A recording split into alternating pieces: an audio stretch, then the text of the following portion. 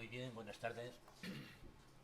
Quiero empezar dando las gracias a la Cátedra Prospect 2030, también a ti, Fernando, que has tenido la amabilidad de invitarme. Un placer estar contigo y con Mariano en esta mesa. Un placer.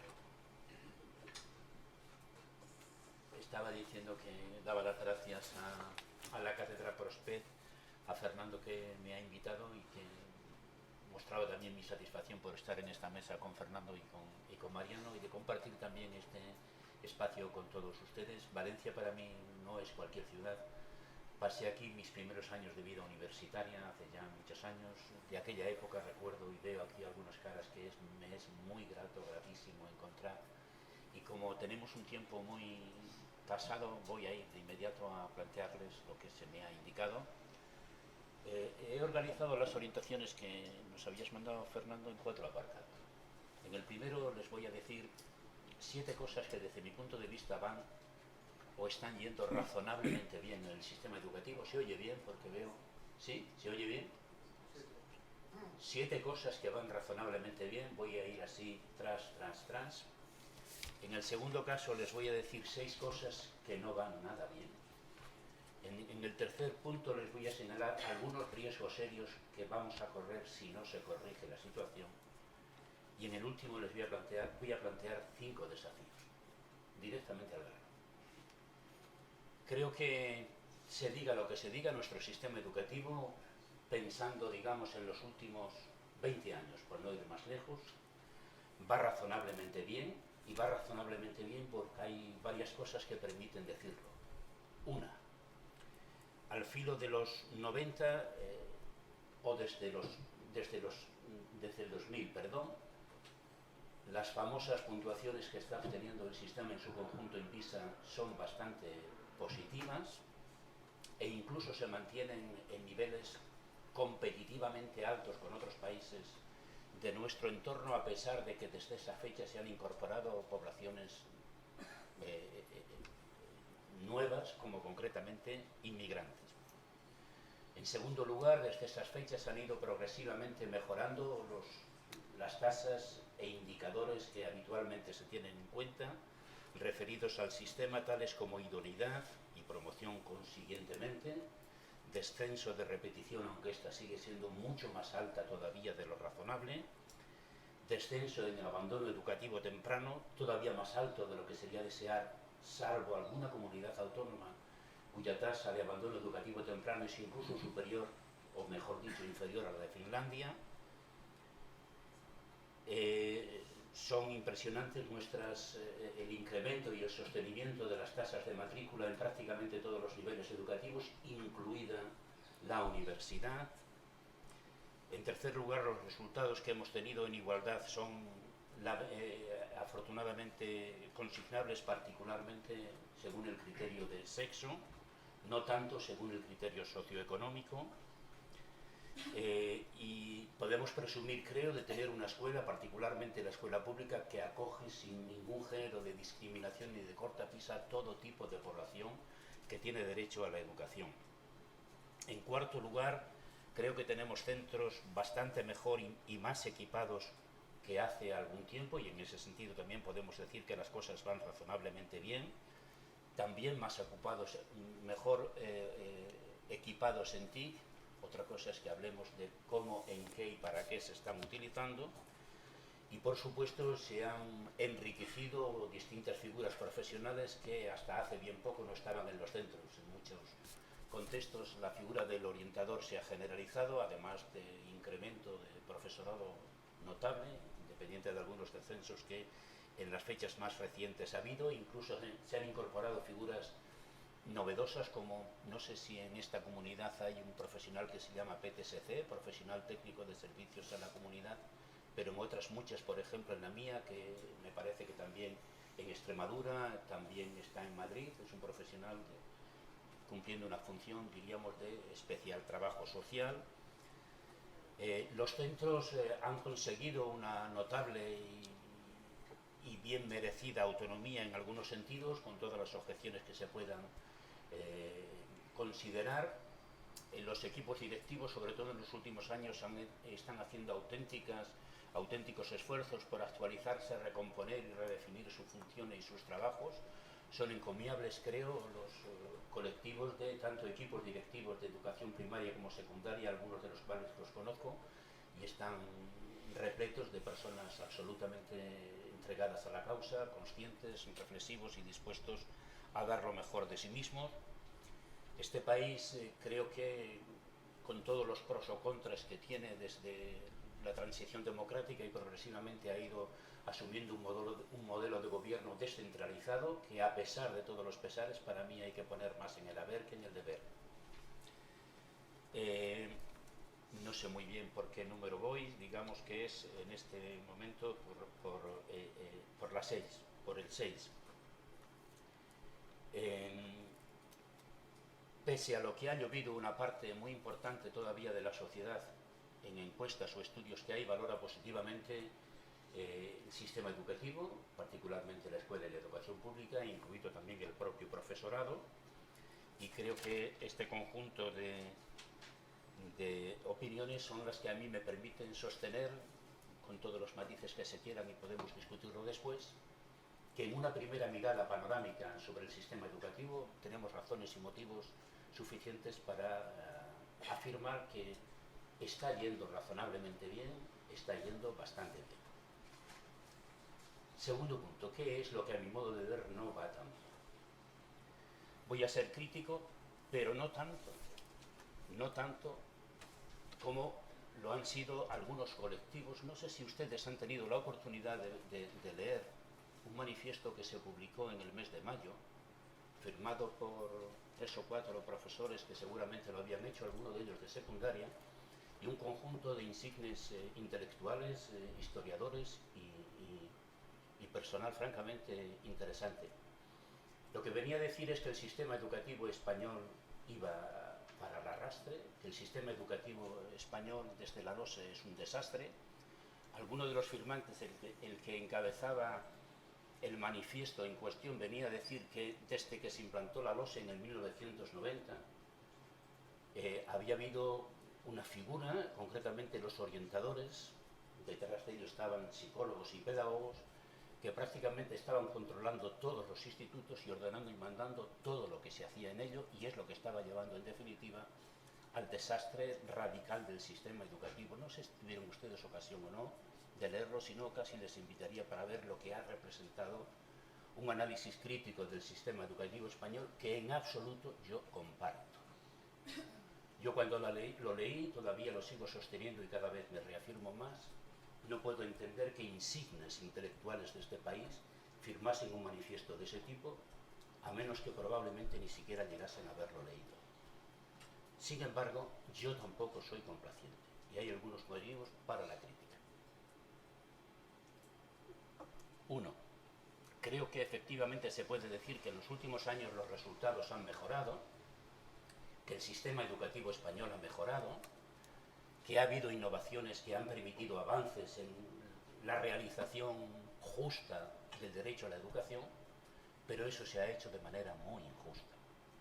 Nuestro sistema educativo español sigue teniendo unas tasas absolutamente injustificables de desigualdades, unas tasas absolutamente injustificables de inequidad, y aquí sigue siendo absolutamente cierto que, al menos para un determinado tipo de colectivos procedentes o pertenecientes a familias de bajo nivel socioeconómico y cultural, la escuela sigue siendo un sitio o un lugar al que vas y allá te defiendas y saques de allí lo que puedas, porque la escuela parece ser que no te va a ofrecer demasiado. Tanto es así que en algún momento, y hace poco, yo tuve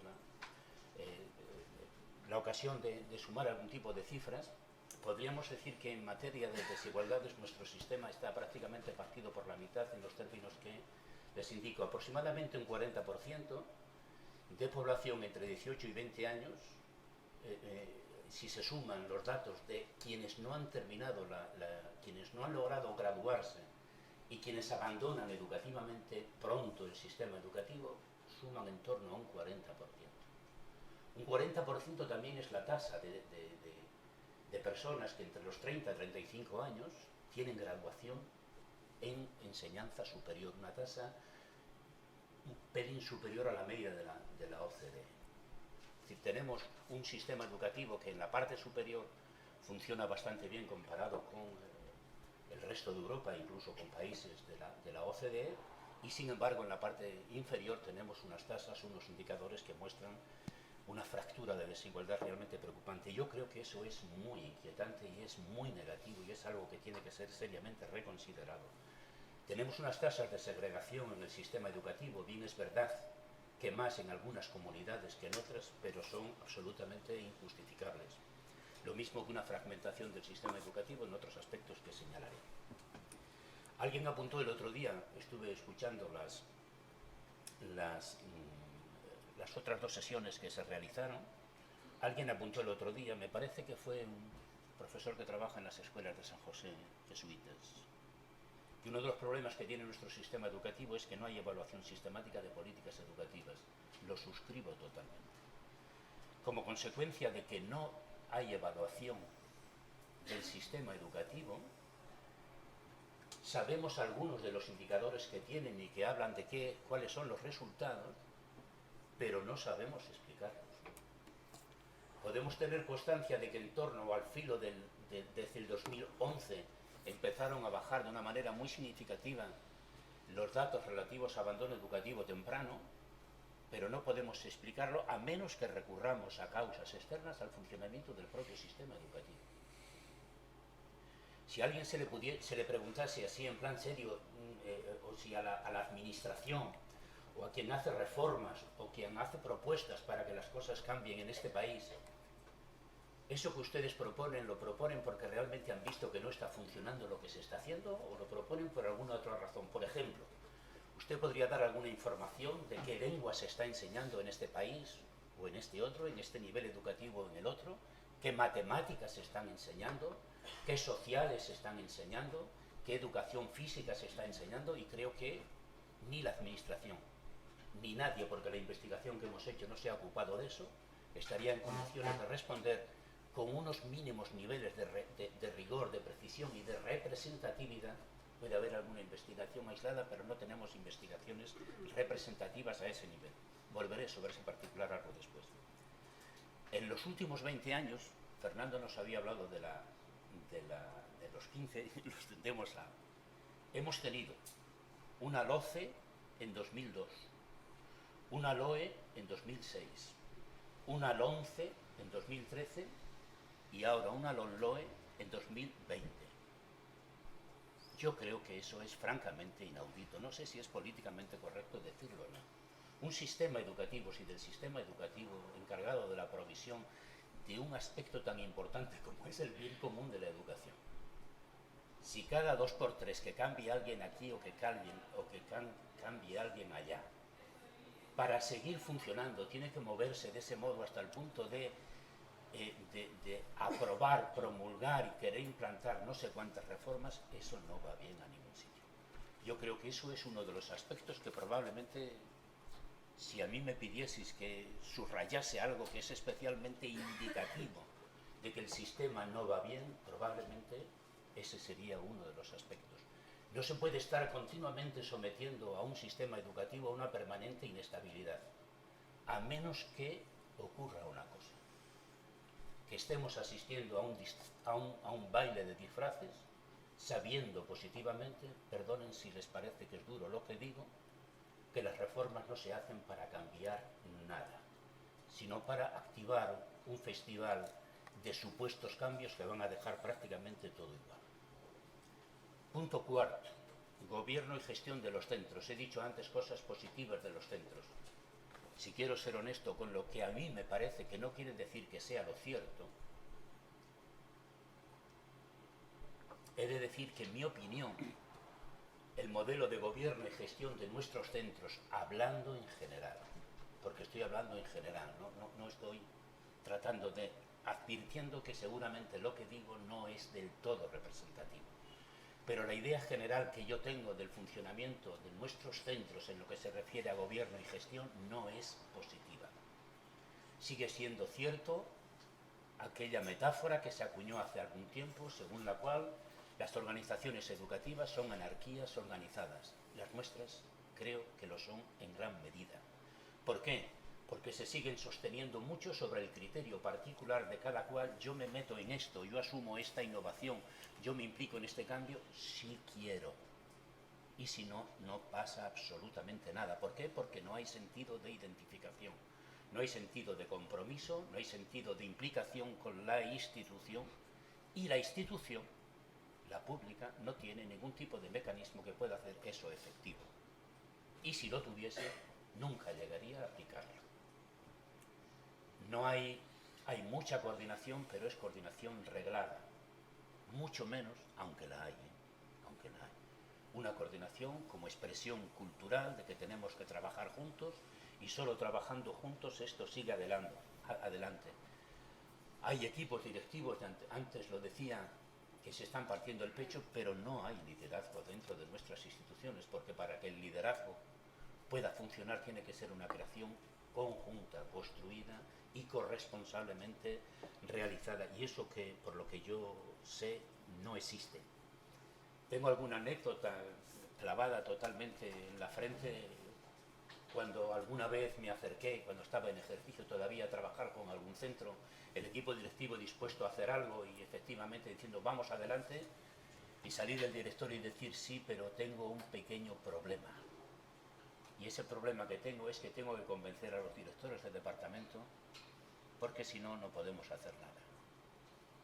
Creo que eso muestra que nuestro funcionamiento, nuestro modelo de gobierno y gestión interno dentro de los centros públicos a los que tantos queremos, tiene todavía mucho que mejorar y mucho que desarrollar. 5. El profesorado, en su mayoría, no es reticente. Dijeron aquí el otro día reticente. Yo creo que sí hay algunos que son reticentes, y no solo son reticentes, sino que hay algunos que son resistentes. El tema, y mira que tiene lecturas, me ha llegado al alma todo lo que ha ocurrido a propósito de los ámbitos en la Comunidad Valenciana. Es indicativo de muchas cosas, pero de una de ellas, y creo que es sangrante, es que quien protagonizase, si yo leí bien, porque lo leí, no lo conozco, la denuncia correspondiente fue UGT. Y quienes se han opuesto ha sido un sector importante del profesorado, con el que ha habido. Tengo mis dudas de si una decisión pedagógico-organizativa de ese tipo se tiene que legislar. Tengo serias dudas de eso.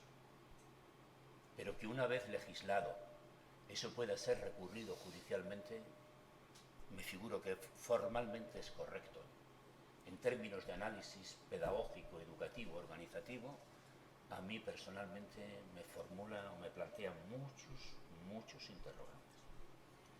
Las administraciones, punto 6, de las comunidades autónomas, hay de todo, pero yo creo que nuestros administradores de comunidades autónomas, en esos espacios maravillosos de autonomía que tienen, hacen más de gestores, cuando no de pirómanos o pirómanas.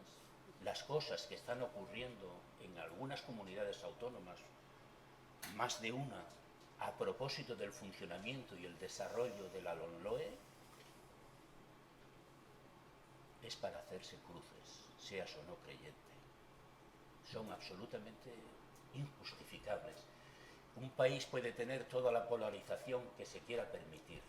Llevar la polarización hacia esos extremos, a mí personalmente me parece un dislate. Riesgos que podemos correr si esa situación no se corrige. A lo mejor me estoy poniendo demasiado dramático, pero hay algunas cosas que a mí me empiezan seriamente a preocupar. Y algunas de ellas son las que he dicho, y otras más que a lo mejor pueden salir en el debate. Riesgos de seguir así. 1. O esa situación a la que yo me refiero se corrige a menos que esté radicalmente equivocado, o si no, tenemos serios riesgos de que progresiva y paulatinamente el descrédito de la educación pública vaya en aumento.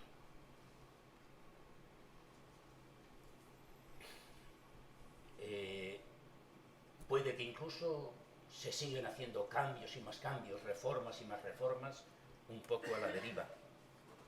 El otro día estaba pensando en el tema porque estaba escribiendo una cosa y una de las cosas que escribía era: no tengo ninguna garantía de que dentro de 8 meses, 9 meses, 10 meses, la LOMLOE no tenga una reforma que quiere reformarla. No tengo ninguna garantía tal y como están las cosas. Y de ese malestar solo se pueden derivar más desigualdades, más malestar y más fuga de mucha gente del sistema. En estos momentos, lo leí también el otro día, no hay aspirantes matemáticos a querer ser profesores de secundaria. Eso puede significar muchas cosas. Algunas de las que significa está a la vista de todo el mundo y es para pensárselo. Segunda, hay 2 personas de aquí, de esta universidad, que escribieron un libro que a mí me encantó hace unos años, en el 2016, si no recuerdo mal, se llama, uno es Ariño y otro es Joan Romero. Escribieron un libro que se titula La secesión de los ricos. La secesión de los ricos está constituyendo una pauta en nuestro país, no solo por los últimos acontecimientos, y no solo en temas fiscales o en temas financieros. Creo que se están produciendo secesiones dentro del sistema educativo muy fuertes. Esas secesiones, algunas de ellas son intercomunidades autónomas y otras son intracomunidades autónomas. Las secesiones que hay incluso se están dando en algunos casos dentro del sistema público de educación. No es lo mismo ir a una escuela que está en un gueto pública que a una escuela que está en un barrio más o menos de clase media o alta. Las secesiones no llevan a ningún sitio, crean una sociedad absolutamente con falta de cohesión, con unas fracturas impresionantes escolares que pueden ser sociales y sociales que pueden ser escolares, y a mí me preocupa mucho. Me preocupa mucho que en estos momentos haya comunidades autónomas, comunidades que son autonomías de las más ricas, en las que ya, sobre todo en ciudades grandes, el porcentaje de niños y niñas que van a la escuela no pública es mayor que los que van a la pública. En esas comunidades la escuela pública, no toda, pero una parte de ella se ha convertido en una especie de reservorio donde van los que no pueden ir a otras escuelas. Eso yo creo que es un problema nacional muy serio y que habría que hacer algo para afrontarlo. Y hay un tercer elemento, porque no puedo señalar muchos más, que es la cuestión digital. La cuestión digital es un tema no menor, de extraordinaria importancia. Es uno de las grandes revoluciones que está transformando el mundo y va a transformar todo hasta niveles que no podemos ni siquiera imaginar en estos momentos. El sistema educativo no podrá vivir nunca de espalda a lo digital si es que quiere afrontar estos retos a los que estoy haciendo, estos riesgos a los que estoy haciendo alusión, pero solo con una advertencia también. Que lo digital tiene que estar en el sistema educativo está absolutamente claro, porque si no el sistema educativo va a estar viviendo en otro mundo distinto del que se está cociendo y del que se está gobernando. Otra cosa diferente es cómo esté, cómo entre, cómo opere, para qué y cómo gobierne. Hay dentro del pensamiento curricular y dentro del pensamiento educativo analistas muy críticos respecto al papel y las funciones que lo digital está empezando a representar ya en educación. Y lo es porque se ha liado con el presupuesto o la tesis de que la educación es lo que menos importa. Ahora de lo que hay que hablar es del aprendizaje, de la digitalización, de la eficacia, de la eficiencia y de la neurociencia. La educación, sociedad, igualdad, equidad, humanidad y humanización, esos son temas que un determinado enfoque, una determinada aplicación de lo digital aliado con otra serie de formas de pensar y de pensamiento hegemónico pueden terminar asolando prácticamente lo poco que queda del modelo tradicional educativo. Que como el modelo que tenemos de educación no se espabile, desde luego que en muy pocos años, así lo profetizan algunos, pero los profetas pueden acertar o no, quizás no lo tengan. Quizás me estoy alargando. Desafíos, rápido, cuanto antes. Hay un libro que se ha publicado en el 2021, perdón, en el inciso, así muy breve. Es un informe de la UNESCO. El informe de la UNESCO se titula con varias cosas y, entre otras, dice: tenemos que reimaginar juntos el futuro y tenemos que espabilarnos, porque además esto ya no aguanta más, es urgente. Un nuevo pacto, un nuevo contrato social por la educación.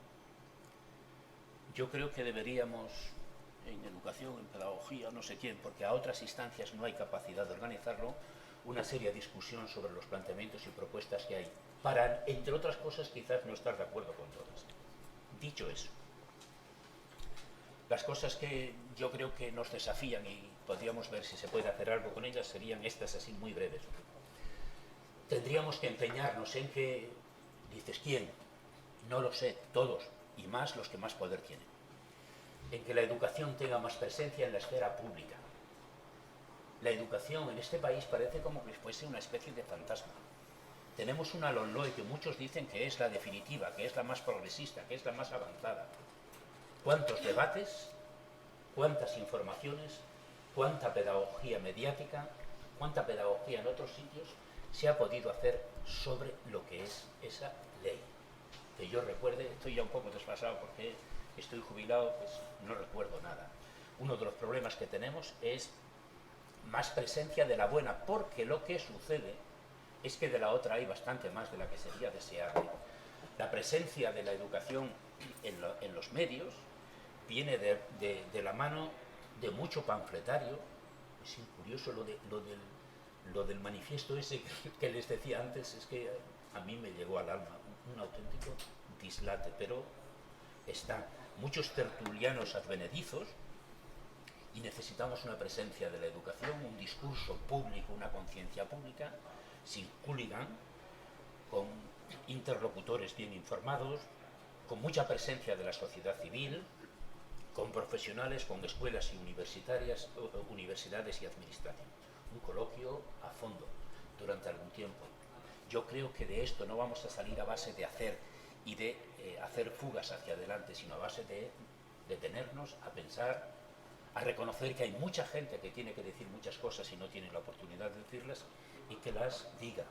El objetivo fundamental es seguir trabajando sobre la educación como bien común. Un bien común que no solo depende de que sea el Estado el que lo garantice, ni mucho menos de que lo pongamos en manos del mercado. La sociedad civil, y ya sé que es un canto al sol, si queremos seguir manteniendo algo que es tan importante como la educación, tendremos que tomar cartas en el asunto. 2, tomarse en serio el tema de la evaluación de las políticas públicas. Si yo no recuerdo mal, seguramente Mariano sabe mucho más de eso que yo, porque creo que no estuvo muy lejos. Acaba de aprobarse en abril una especie de, por decreto, la constitución de un organismo de evaluación de políticas públicas. Podría darles más detalles, y tiene como finalidad conocer, informar, fundamentar, concertar decisiones y saber de qué es lo que se hace en las políticas públicas. No solo no se evalúan políticas públicas en educación, sino en otros muchos sectores. En este caso yo me refiero a educación, y sería absolutamente importante y urgente hacerlo, porque si no, todas las cosas que se deciden en educación sin una debida información y conocimiento de qué es lo que está pasando son ciegas, cuando no estrictamente partidarias. Yo creo que definitivamente se tiene que apostar por otro modo de hacer reformas. El modelo de hacer reformas que tenemos aquí es un modelo, se dicen que para que los cambios en educación funcionen bien hay que operar con cambios de primer orden, de segundo orden y de tercer orden. Los de primer orden son los que estamos acostumbrados y somos expertos. Ese es el modelo de evaluación de reformas a la española. Hacemos un diseño del currículum o de lo que sea, se publica, y a partir de ese momento ya casi lo que tenemos que hacer es que los centros y el profesorado lo apliquen. Las reformas de primer orden es implantar, casi por prescripción, cambios. Ese es un modelo absolutamente desfasado, pero me temo el que sigue funcionando como quizás el más importante. Hay un nivel de segundo orden que lo que dice que no es tan importante los cambios que hay que hacer, que también, cuanto lo que se hace para que los cambios que están en marcha sean los adecuados. Es mucho a base de reflexión, de trabajo conjunto, de colaboración. Esos son los de segundo orden. Y hay unos de tercer orden que son los que se refieren precisamente a lo que hacemos para repensar, analizar y reflexionar a fondo de por qué las cosas que han ocurrido lo han hecho así o de otra manera. Si queremos que este país acometa los cambios que hay que hacer, no vale solo con decretarlos, no vale solo con proclamarlos, no vale solo con decir es que son muy buenos, ahora van a ser la tabla de salvación. O se activan los cambios de primer, segundo o tercer orden, o no creo que vayamos muy lejos. Y lo último y quizás lo más importante, fortalecer, dignificar y apoyar a la profesión, al profesorado, porque sin el profesorado el sistema educativo no va a ningún sitio.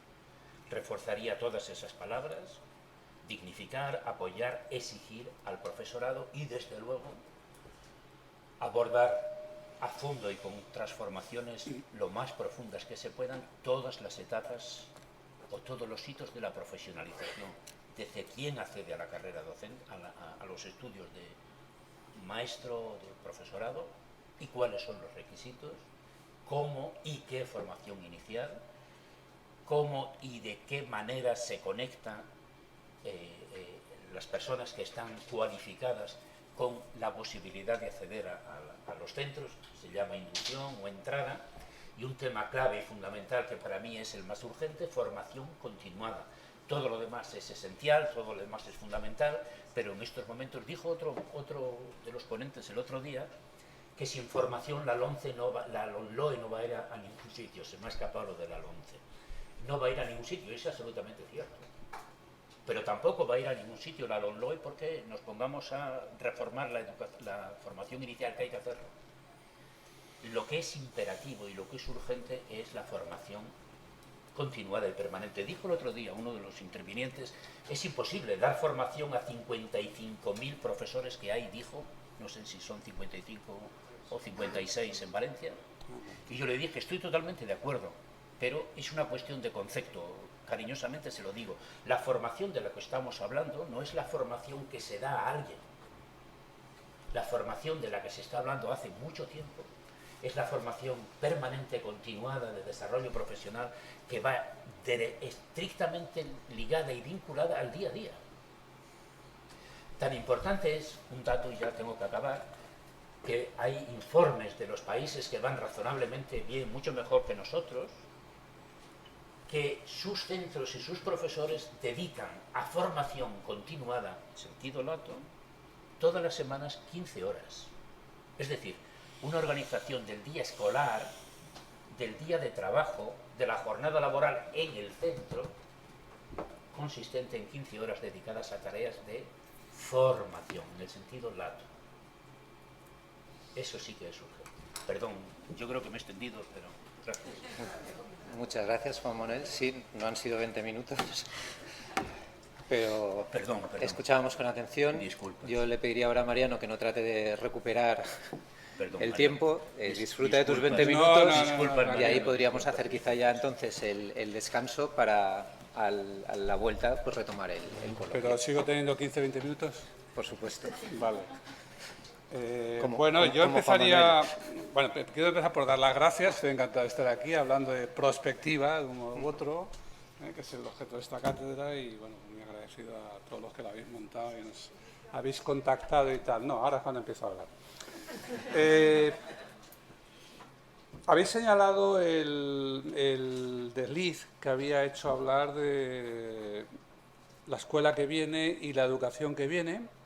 Podríamos decir que no es lo mismo, ¿no? Podríamos decir, bueno, ¿por qué dicen siempre educación cuando quieren decir escuela o cuando queremos normalmente decir escuela? Yo diría, podría haber habido otro desliz, que habría sido el aprendizaje que viene, ¿no? Y podríamos pensar que son tres cosas distintas o que son tres nombres para lo mismo, o podemos pensar, y yo creo que debemos pensar, que el objetivo es el aprendizaje, que el medio del aprendizaje es la educación, cuando alguien ayuda de un modo u otro, contribuye a que otro aprenda, que la escuela es un instrumento de la educación, por lo tanto ya estamos con un instrumento de segundo orden para la educación, que a su vez es para el aprendizaje, y que el profesorado es la fuerza de trabajo de la escuela. Quiero decir que es muy importante, pero no olvidemos, se lo diremos a UGT y a quien haga falta, que es un instrumento de tercer orden, aunque sea un instrumento humano, con derechos y todo lo demás, ¿no? Y dicho eso, y bueno, como Manuel ha dicho casi todo, yo estoy casi todo de acuerdo, luego hablaremos de algunas cosas concretas que estaban apuntadas para el debate y tal, pero bueno, a mí me gustaría distanciarme más, porque la idea era de aquí a 10 o 20 años, luego 15, que es la media, bueno, da un poquito igual, pero 15 años son todo el recorrido básico de un escolar aquí, de los 3 a los 18 prácticamente. 15 años son la mitad o así de una carrera profesional. 15 años son 15 promociones de profesores y están pasando muchas cosas. Si ustedes piensan y miran cómo eran las cosas hace 15 años, cómo eran a su alrededor, no digo en la escuela, no vamos a hacer el chiste del monje hibernado en el siglo XVI, que se espera y tal, que podríamos hacerlo, ¿no? Pero si ustedes miran cómo era el mundo hace 15 años y cómo es ahora, claro, físicamente somos muy parecidos todavía, pero las cosas han cambiado mucho. Entonces yo quiero distanciarme, francamente, y eso requiere volar muy alto a riesgo de estrellarse, requiere ser muy abstracto, pero creo que hay que serlo en una situación como esta. Y decía que la cuestión es el aprendizaje. El aprendizaje es algo que hacen todos los animales, hacen las plantas, ahora hacen las máquinas, bueno, algunas plantas, no pocas, hacen las máquinas ahora, pero la educación es algo que solo hace una especie. No voy a discutir sobre orcas, chimpancés y chitas, solo lo hace una especie. Educar para que otros aprendan, solo lo hacemos los seres humanos, ¿no? La escuela es una institución muy específica, no ha existido siempre. Entonces, ¿qué hay entre aprendizaje, educación, escuela, etcétera? Pues hay toda una historia. Y hay una historia que es la historia de las grandes transformaciones educativas y es la historia de las grandes transformaciones en la comunicación y la información que han ido a la par, excepto una vez. Luego explicaré cuál fue esa vez y qué consecuencias ha tenido y tiene, que todavía pesan. Pero lo que tenemos es que desde que somos animales, antes de ser Homo erectus ni nada por el estilo, aprendemos, como todos los demás animales, como todo el reino animal y más. Pero desde algún momento que no sabemos cuál es, resulta que empezamos a hablar. No voy a discutir cuándo empezamos, cuándo terminamos y tal. Aparece el lenguaje. Aparece el lenguaje y yo diría, y con el lenguaje es cuando aparece propiamente la educación. Con el lenguaje, es verdad que antes podemos hacer señas, dar patadas a las crías y cosas de estas, pero con el lenguaje es cuando empezamos a decir, niño, ten cuidado con eso, niña, cuando oigas ese canto o ese grito puede ser un animal carnívoro, etcétera, etcétera. Empezamos a educar. Para mí, lengua y educación nacen juntas y se refuerzan conjuntamente. Hay que educar para que se hable y hay que hablar para educar. Bien, pasan los años. Llegamos hace unos 4.000, 5.000 años, unos 6.000, 4.000 sobre todo, y aparece otra cosa, que es la escritura. La escritura cambia enteramente el panorama porque ya no dependemos de recordar 3 o 4 leyendas, no dependemos de la memoria del cuentacuentos, no dependemos de a dónde llega nuestra voz, no dependemos de hasta dónde nos dejan ir a contar una historia o algo, sino que eso se escribe. Y cuando se escribe, se fija, se normaliza, se perpetúa porque queda ahí en principio para siempre, se puede transmitir, no dependemos ya de la capacidad de una persona, sino que una sociedad puede acumular mucho más conocimiento y distribuir, que uno sepa una cosa y otras otra. Pero escribir no es una cosa natural. Quizá hablar tampoco lo fue en otro tiempo, pero hoy sabemos que los niños de hecho aprenden y crean sus propias reglas con tal de que haya alguien alrededor que hable. No hace falta llevarlos a un curso de lenguaje o a un curso de habla. Pero la escritura es antinatural, completamente antinatural. Y todavía hoy estamos discutiendo cómo se aprende a leer, a escribir, cómo es mejor, etcétera, etcétera. Y cuando hay que escribir, bueno, pues la escritura nació para el comercio, para los impuestos, para las levas, para la propiedad, etcétera, y con ello van los escribas, y hay que perpetuar ese oficio como cualquier otro, y el instrumento es la escuela. De manera que decir escritura es decir escuelas. Y donde empieza a haber escritura, empieza a haber escuelas, igual a que se llamen las codubas, que se llamen las casas de las tabletas, que se llamen como se llamen, no importa, son escuelas. Y empiezan a ser quizá, por lo menos tienen la parte más siniestra de las escuelas que hemos conocido, la disciplina, el aburrimiento, el ejercicio continuado, etcétera, etcétera. Pero ojo, son escuelas, no es el sistema escolar. No es una cosa que empezó. El sistema escolar no es algo que apareció hace 5.000 años o 4.000 y empezó a crecer despacito y despacito y empezó a incluir más gente y a tenerla más tiempo. Para nada. El sistema escolar es una cosa que crece para que haya escribas. Es verdad que una vez que empieza a haber escritura puede haber poesía y tal, y a veces a los reyes y a los privilegiados les da por aprender a leer, pero poco, más bien poco. Pero bueno, básicamente es para que haya escribas, ¿no? Pero eso es, por consiguiente, es otra transformación del mundo de la comunicación que tiene tremendas consecuencias en la educación y que se refuerzan, digamos, son dos grandes cambios, dos transformaciones alineadas y que mutuamente se refuerzan. La siguiente va a tardar siglos y siglos en venir, hace 7 siglos aproximadamente, es la aparición de la imprenta, o exactamente la imprenta de tipo móviles. La imprenta va a hacer que el texto pueda llegar a mucha gente, por ejemplo, que la Biblia pueda llegar a todo el mundo y no necesitamos sacerdotes, que las leyes se puedan publicar en sentido estricto, no leyéndolas en la plaza, sino porque se publican, se editan y por lo tanto se presume a todo el mundo que debe conocerlas, que aparezca la prensa, que aparezca el libro, un montón de cosas que son las que dan nacimiento y dan viabilidad a la modernidad. Decir imprenta es decir modernización y por tanto modernidad, y decir imprenta es decir sistema escolar. El sistema escolar es posible gracias a la imprenta. Es un proceso que, claro, comparado con el de la escritura, que son miles de años, o comparado con el de la lengua, que seguramente se fueron cientos de miles de años, pues es muy breve, pero han sido 7 siglos. Pasarán prácticamente 2 siglos al menos para que después de la invención de la imprenta, a principios del 15, se empiece a hablar de la escuela de masas seriamente, Comenio, principios del 17, pero del 17. Y tendrán que pasar otros 2 siglos más para que en el 19 la escuela de primeras letras, es decir, la escuela en la que la gente va a aprender a leer y a escribir un poquito, porque la mayoría aprendía pues, a leer muy poquito, a poco más que firmar, a escribir con mucha dificultad, pero bueno, eso era. Hará falta llegar al 19 y ahí tengo que recordar que la escolarización básica estaba todavía en los objetivos del milenio y está prácticamente cubierta, salvo zonas excepcionales. Pero, por lo tanto, una tercera gran transformación informacional, comunicacional, etcétera, fue una gran transformación escolar, un reforzamiento mutuo. Uno de los sitios para los que hubo que producir libros fue la escuela.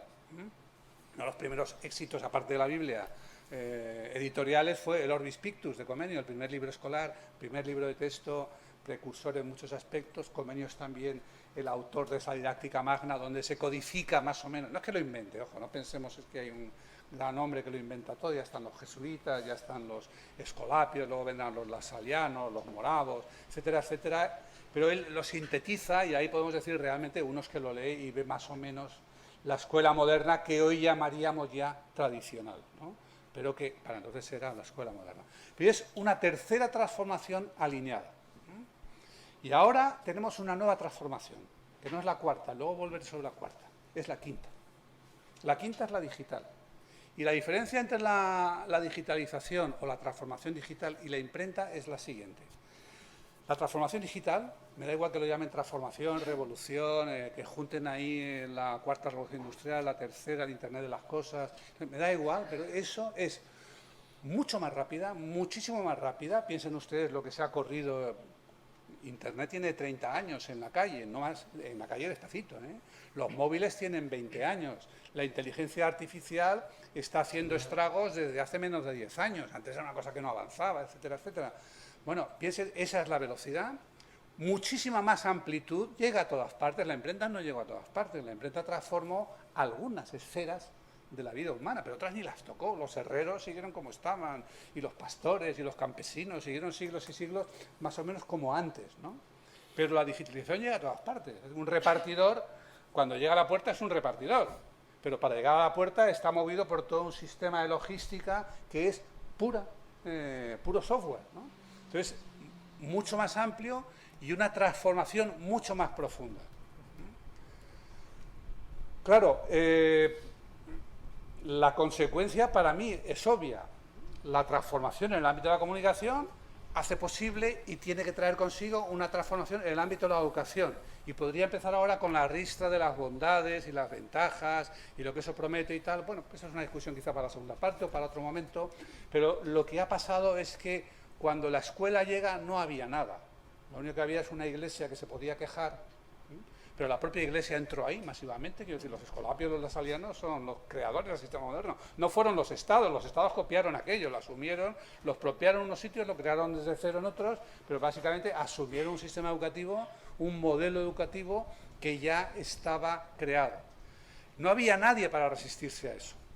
De hecho, la propia Iglesia en parte se suma y, por supuesto, todos los que están en contra del Vaticano y el Papado, etcétera, también se suman porque van a construir sus propios estados nacionales. No había resistencia. En cambio, ahora tenemos toda la resistencia imaginable. No es verdad realmente que no había resistencia. Y ya saben que a Sócrates no le gustaba la idea de la escritura. Pero no, eso no sirve, eso va a estropear la verdadera memoria. No le faltaba un punto de razón en la segunda parte, pero no voy a entrar ahí. Pero lo interesante es que Platón no hizo caso y por eso sabemos de Sócrates. Cuando llegó la imprenta, en algunos lugares los escribas consiguieron retrasarla. En París, por ejemplo, se retrasó unos 10-20 años por la oposición de los escribas. Pero eso fue nada. Ahora bien, un aparato, por ejemplo, en España, con 700.000 profesores y 8 millones de alumnos, sin contar la universidad, claro, es una capacidad de resistencia enorme. Cuando eso dice me enfado y me pongo en huelga o algo así, tiene resistencia, ojo, no por lo bien que enseña, que eso a largo plazo podría ser cierto, a medio plazo, la tiene al día siguiente por otra función inconfesable que es la custodia de los menores en los centros de enseñanza. La capacidad de resistencia es absolutamente, a veces, invencible, ¿no? Pero lo que quiero señalar, ahora me permito volver a la cuarta. ¿Dónde está la cuarta transformación comunicacional o escolar? Pues está, pero no es una, son dos, y además en oposición. La cuarta transformación en el mundo de la comunicación fueron los audiovisuales. La radio, la televisión, el cine, todos ellos prometieron acabar con la escuela. De todos ellos se dijo que eran mucho mejores para comunicar, mucho mejores para explicar, que tenían una gran capacidad. No era así, pero y no se trataba solo de eso. Pero todos lo intentaron, hubo de todo, hubo televisión instructiva, instruccional, educativa, hubo radio, depende de las circunstancias, es una larga historia, muy, muy curiosa, muy bonita, muy interesante, quiero decir, pero fue un desarrollo aparte. Y el mundo de la comunicación, de hecho, si ustedes leen a McLuhan, el autor del Aula sin muros y otros bonitos títulos, el desprecio hacia la escuela es infinito. Pero es que al revés también. Es que la idea desde la escuela del mundo de los audiovisuales es que eso es Telecinco, las mamachichos, el puro entretenimiento, que no va a ninguna parte, que es el puro placer inmediato, que nos animaliza, que va a ser, yo qué sé, mono desnudo, alguna de estas utopías o distopías, mejor dicho, de Aldous Huxley, etcétera, etcétera, ¿no? Entonces, fueron dos desarrollos enteramente separados y hostiles. El otro, el de la educación, fue la generalización de la secundaria. Fue pasar de la escuela de primeras letras para todos, o ni siquiera a todos, por ejemplo en España, era educar un poquito a muchos. Que no vienen los gitanos, que no vengan. Si no hay problema, no pasa nada. Que no vienen, lo que hay niños que se van a los 11 años, que se vayan, no pasa nada. Luego tenemos los colegios, o los institutos, o los liceos, que son para unos pocos, y ahí se va a educar el funcionariado, algunas profesiones, y bueno, algunos ricos que les gusta la cosa de la cultura, sobre todo la noblesse de robe, que dicen los franceses, ¿no? Y lo que sucede a partir de los años 50 y sobre todo después de la Segunda Guerra Mundial y en España a partir del año 70 es la generalización de eso. Es decir, no, la gente no viene aquí a la escuela a aprender primeras letras, sino que prácticamente tiene que tener una primaria y una secundaria comunes. Al menos de igual valor, que todos se queden, que todos hagan secundaria.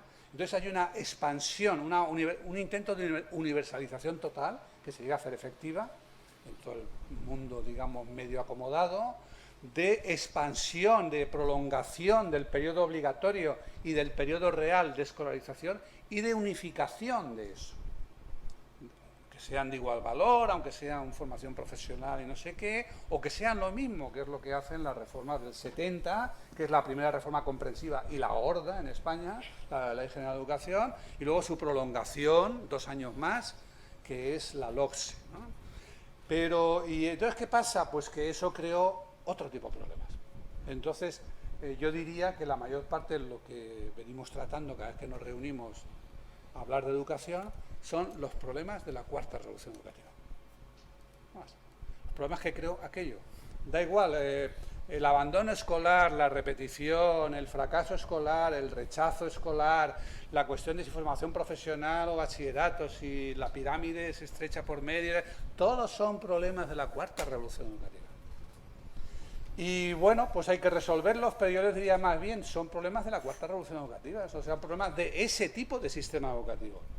El tipo de sistema educativo que tenemos estaba muy bien para que mucha gente estuviera poco tiempo y se marchara cuando no aguantaba, y para que los aficionados a la educación, que luego solemos hacernos profesores, aguantásemos mucho más años. Y como los aficionados, los adictos, pasamos a ser profesores, nunca entendemos, nunca hemos entendido ni entenderemos a aquellos que no les gusta, ¿no?